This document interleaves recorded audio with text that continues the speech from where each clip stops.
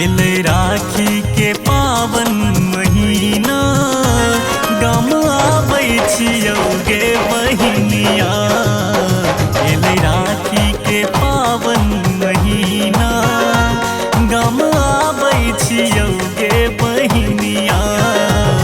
एले राखी के पावन महीना, गम आबै छियौ गे बहिनिया।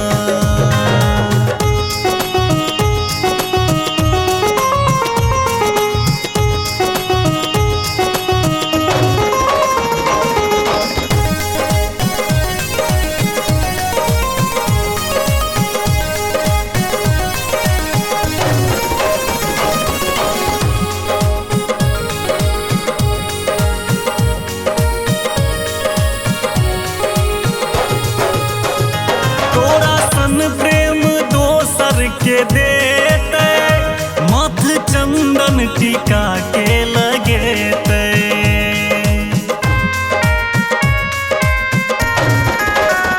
तोरा सन प्रेम दोसर के देते, मथ चंदन टीका के लगेते। प्रेम धागाई अनमोल दैया, प्रेम धागाई अनमोल दैया। गम आबै छियौ गे बहिनिया। एले राखी के पावन महीना, गम आबै छियौ गे बहिनिया।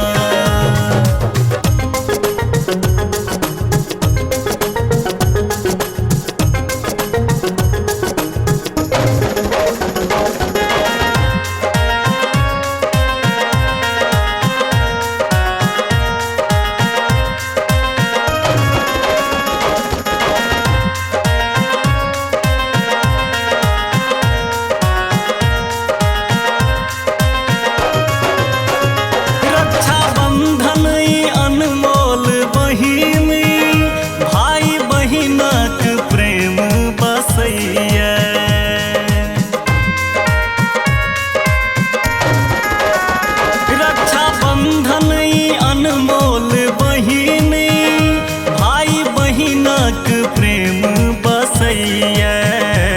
दिहे आशीष अपन तू गे दैया, दिहे आशीष अपन तू गे दैया।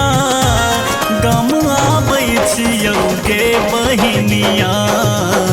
एले राखी के पावन महीना, गम आबै छियौ गे बहिनिया।